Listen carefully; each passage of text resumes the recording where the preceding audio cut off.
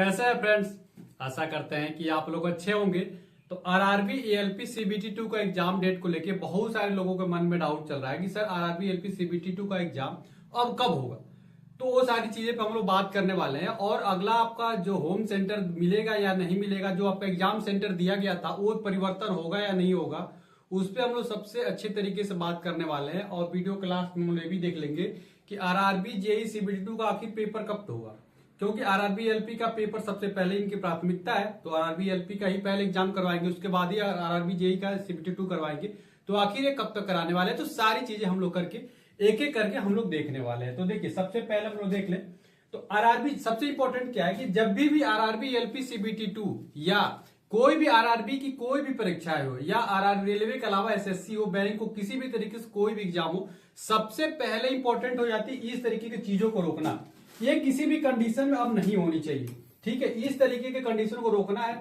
जो भी पैसा लेता है या इस तरीके से कोई भी गड़बड़ चीजें करता है एग्जाम में, तो सबसे पहले उसको तो जेल की सजा होनी चाहिए, उसको जेल होनी चाहिए। उसके बाद से ही आप एग्जाम करवाइए। इस पे गहन निगरानी करने की जरूरत है, इस पे बेहतरीन तरीके से नजर रखने की जरूरत है, नहीं तो इसकी वजह से कटाव बहुत ही ज्यादा डिफरेंस आ रहा है। तो सबसे पहले तो इसको रोकने की बात होनी चाहिए।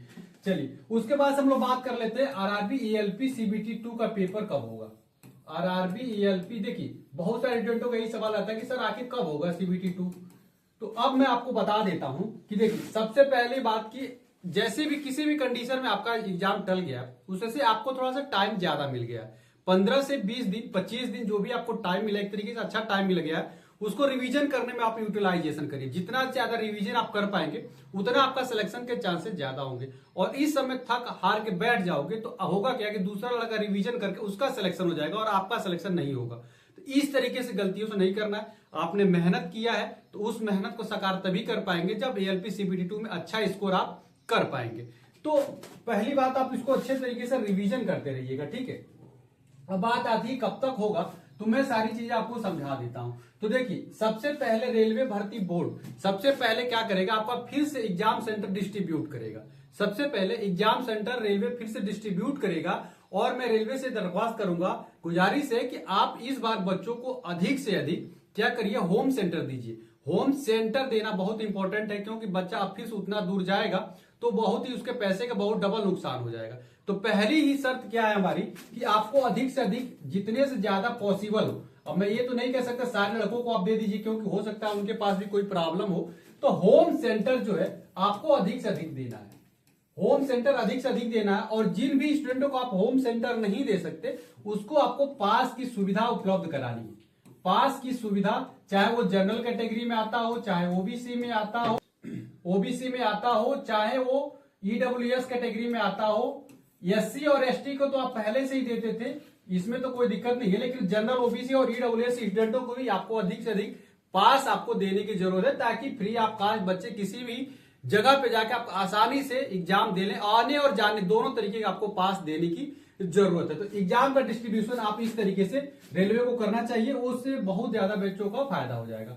अब बात आती है कि कब तक आपका आरआरबी एएलपी सीबीटी 2 का पेपर हो जाएगा, तो उसमें हम थोड़ा सा आप लोगों से बात कर लेते हैं। देखिए आपका आरआरबी एएलपी सीबीटी 2 का जो पेपर है वो किसी भी कंडीशन में 10 अप्रैल के पहले पॉसिबल नजर नहीं आ रहा है। तो आप 10 अप्रैल के आसपास तो एकदम निश्चिंत रहिए, इसी के आसपास आपका एग्जाम होने वाला है। तो सोचिए आज से आपके पास कम से कम 18 से 19 दिन आपके पास टाइम है, ठीक है। तो अब इस बीच में आप लोग तैयारी अच्छे तरीके से करिएगा। 10 अप्रैल से पहले इसलिए पॉसिबल नहीं है क्योंकि पहले तो मैंने आपको बता दिया कि एग्जाम सेंटर इनको फिर से डिस्ट्रीब्यूट करेंगे, और यदि फिर से एग्जाम सेंटर डिस्ट्रीब्यूट करेंगे तो आपको भी कम से कम 10 दिन पहले तो बताएंगे ना। एग्जाम सेंटर इंटीमेशन जो आता है वो 10 दिन पहले आता है, 10 दिन पहले आता है। और इनको तैयारी करने में भी अब इनको फिर से डिस्ट्रीब्यूट करना इतना आसान नहीं होता है कि एक दिन में नहीं हो जाता, इनको भी 5 से 7 दिन लग जाता है डिस्ट्रीब्यूट करने में। तो 10 दिन पहले तो आपको बताएंगे, उसके पहले ये क्या करेंगे, आपको नोटिस निकालेंगे कि आपका जो सीबीटी 2 है इस दिन आपका होने वाला है। ऐसा नहीं होगा कि 10 दिन पहले ही आपको सीबीटी 2 बता देंगे कि सीबीटी 2 जो है आपका एग्जाम सेंटर ले लीजिए और आप पास ले लीजिए और जाइए एग्जाम देने। 10 दिन पहले नहीं, पहले इनको कम से कम 15 से 20 दिन पहले खुद ये बताएंगे कि आपका आरआरबी एएलपी सीबीटी 2 का जो पेपर है वो इस दिन है। पहले तो शेड्यूल करेंगे, शेड्यूल करने के बाद ही आपको 10 दिन का टाइम देंगे कि अब आपका सिटी इंटीमेशन में जारी कर रहा हूं। तो इसलिए मैं बता रहा हूं कि आपका आरआरबी ईएलपी सीबीटी 2 का जो पेपर है वो 10 अप्रैल से पहले पॉसिबल नहीं है। तो आप कम से कम आपके पास इतना दिन तो एटलीस्ट टाइम निश्चित 100% वाली मिल गई कि 10 अप्रैल से पहले तो आपका पॉसिबल नहीं है। तो 10 अप्रैल तक अपनी तैयारी को मैथ के फार्मूले अच्छे तरीके से रिवीजन कर लिए, जो चीज मैथ में आपकी कमजोरी थी उसको दूर कर लीजिए, क्योंकि कट ऑफ अब हाई जाने लगे। अगर आसान पेपर आया तो कट ऑफ हाई जाएगा। दूसरा, रीजनिंग के जो जो टॉपिक आपने छोड़ रखे थे या अच्छी पकड़ आपको नहीं थी, इतने दिन में आप उसको तैयारी कर लीजिए। बेसिक साइंस इंजीनियरिंग ड्राइंग में अच्छे अच्छे सवालों को थोड़ा सा न्यूमेरिकल वाले सवालों को भी थोड़ा प्रैक्टिस कर लीजिए। बेसिक साइंस अच्छे तरीके से कंप्लीट कर लीजिए। इन्वायरमेंट के जो भी आपके टॉपिक छूट रहे थे उसको कर लीजिए। कंप्यूटर के सवाल आते हैं तो कंप्यूटर के जो जो आपके सिलेबस में दिया गया है सिलेबस अच्छे से कंप्लीट कर लीजिएगा। उसके बाद इंजीनियरिंग ड्राइंग का हमारा नोट्स ले लीजिएगा, या किसी भी तरीके से इंजीनियरिंग ड्राइंग अच्छे तरीके से क्या कर लीजिए, एक बार प्रैक्टिस कर लीजिए, क्योंकि इंजीनियरिंग ड्राइंग और बेसिक साइंस से ही 50 क्वेश्चन आएंगे।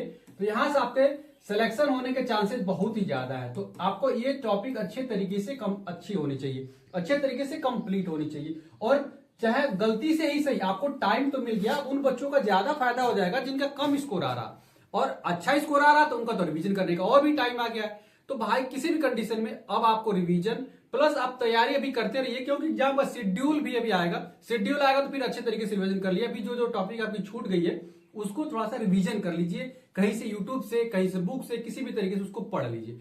किसी भी चीज को अब छोड़ के नहीं जाना है, जो अभी पहले छोड़ के गए थे ना उस टॉपिक को अब आपको छोड़ना नहीं है, अच्छे तरीके से उसको कंप्लीट करके जाना है। यानी कि 10 अप्रैल के बाद ही आपका एग्जाम पॉसिबल है। उसके पहले मैथ के फार्मूला रिवीजन कर लीजिए, रीजनिंग की सारी चीजें पढ़ लीजिए, और basic science and engineering drawing सब कुछ अच्छे तरीके से आपका कंप्लीट होना चाहिए। अब बात कर लेते हैं ट्रेड की। तो देखिए ट्रेड बड़ा इंपॉर्टेंट है। अगर ट्रेड आप अच्छे तरीके से नहीं कंप्लीट करेंगे ना, जैसे डीजल मैकेनिक हो गया, उसके बाद से इलेक्ट्रीशियन हो गया, फिटर हो गया, ठीक है, उसके बाद से हीट इंजन हो गया, कोई भी आपका ट्रेड होगा, ट्रेड में भी पास होना जरूरी है।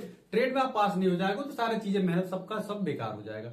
तो ट्रेड आप अच्छे तरीके से कंप्लीट कर लीजिए। चाहे मेरा मॉडल प्रैक्टिस सेट जो देता हूं उसको ले लीजिए, किसी भी तरीके से आप उसको लेके अच्छे तरीके से पढ़ाई कर लीजिए, ताकि अब आपको कोई भी बहाना नहीं चलेगा। तो ट्रेड भी आपको पास करने के लिए ट्रेड में जो भी आपके टॉपिक है उसको किसी भी तरीके से ट्रेड अपना अच्छा से स्कोर कर लीजिए।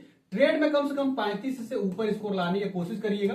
2-4 नंबर कम भी रहेगा तभी भी चल जाएगा, लेकिन 35 प्लस अभी टाइम है, तो थोड़ा सा प्रैक्टिस कर लीजिए, थोड़ा जा लगा दीजिए। एक रूम में कैद हो जाइए, सबसे कट जाइए, एक रूम में बैठ गई, उसी में पढ़ाई करिए, सब कुछ करिए। ज्यादा घूमने में जरूरत नहीं, फोन कॉल से ज्यादा मत बात करिएगा, क्योंकि एक फोन कॉल आपका सारा टाइम खराब कर देता है। जो बकचोदी जो कहते हैं ना इंजीनियरिंग में, तो वो बकचोदी जो होती है बहुत टाइम आपकी खराब कर दी है, आपको समझ में नहीं आती है। 10 मिनट की बकचोदी आपका पीछे का बहुत टाइम खराब कर देती है। उसके बाद से यहाँ पे बात आती है 35 यहां से लाना है, और ट्रेड जो है उसमें आपको अधिक से अधिक अटेम्प्ट लेने हैं। देखिए एक तो सबसे अच्छी बात ये हुई है कि नॉर्मलाइजेशन को रेलवे ने खत्म कर दिया आपके एग्जामों के लिए। तो अगर नॉर्मलाइजेशन अगर खत्म हुआ है तो उसका फायदा भी तो आपको मिलेगा। तो फायदा ये मिलेगा, आपका सबसे अच्छा डिसीजन है कि आप 70 के आसपास भी स्कोर कर लेते हो तो आपका सिलेक्शन हो जाने का चांस 100% बनेगा। देखिए 18,799 वैकेंसी, इतने ही लड़कों का सिलेक्शन होने वाला है, इतने ही लड़कों को फाइनल में सिलेक्शन आएगा। तो जो 70 के ऊपर स्कोर लेके आएगा ना उसका 100% चांस बन जाएगा सिलेक्शन का। चूंकि नॉर्मलाइजेशन है नहीं तो ये आपका खेला जो है आपके से मतलब बेहतरीन तरीके से हो जाएगा, आप बेहतरीन तरीके से सिलेक्शन पा जाओगे अगर 70 से ऊपर लाओ, क्योंकि नॉर्मलाइजेशन से खेला सबको बिगाड़ देता है। तो आप में सबसे अच्छी बात है कि नॉर्मलाइजेशन नहीं है, ठीक, तो यहां से हो जाएगा। और पैसा वाली बात करें तो पैसा अगर नहीं चलेगा तो आपका 70 के आसपास नंबर लाएगा तो निश्चित तौर पर 100% जो है आपका सिलेक्शन हो जाएगा। और इतना नंबर लाना कोई बहुत बड़ी बात नहीं है, आप आसानी से ला सकते हो। 65 नंबर 70 नंबर लाना कोई बड़ी बात नहीं, आप इतना आसानी से ला लोगे, ठीक है। अब बात आती है कि आरआरबी एलपी क्या तो हो गया सर, लेकिन जेई का कब होगा? तो देखिए जेई का मैं बता देता हूं। सबसे पहले रेलवे का जो मेन टारगेट है वो आरआरबी एलपी सीबीटी 2 ही है, उसके बाद से ही आपका आरआरबी जेई सीबीटी 2 आएगा। तो अब आपके लिए क्या है, तो आप लोग कम से कम आप लोग भी 10 अप्रैल के बाद नहीं, आपका 15 अप्रैल के आसपास ही एग्जाम प्रस्तावित हो पाएगा। उसके पहले तो किसी तरीके से पॉसिबल नहीं है, क्योंकि रेलवे पहले आरआरबी एलपी का एग्जाम करवाएगी, उसके बाद से ही आपका आरआरबी जेई सीबीटी 2 करवाएगी। तो 15 अप्रैल के बाद के लिए आप लोग तैयार रहिएगा, उसी के बीच में आपका एग्जाम हो पाएगा। चलिए आशा करते हैं वीडियो अच्छी लगी होगी, तो वीडियो को लाइक करिएगा, चैनल को जरूर सब्सक्राइब कर लीजिए, अपने दोस्तों में शेयर करिए। डिस्क्रिप्शन व्हाट्सएप ग्रुप है उसको भी जुड़ जाइए। टेलीग्राम चैनल जो डिस्क्रिप्शन में, जहां पे मैंने साइको टेस्ट की सारी पीडीएफ डाल रहा हूं, तो जो भी आरआरबी एलपी सीबीटी 2 के बाद साइको की तैयारी करते हैं वो उनका वहां पे पीडीएफ पड़ रहा है टेलीग्राम पे, तो वहां से भी जुड़ सकते हैं। मिलते अगली वीडियो में फ्रेंड्स, तब तक के लिए फ्रेंड्स जय हिंद। लाइक और सब्सक्राइब करना बिल्कुल मत भूलना।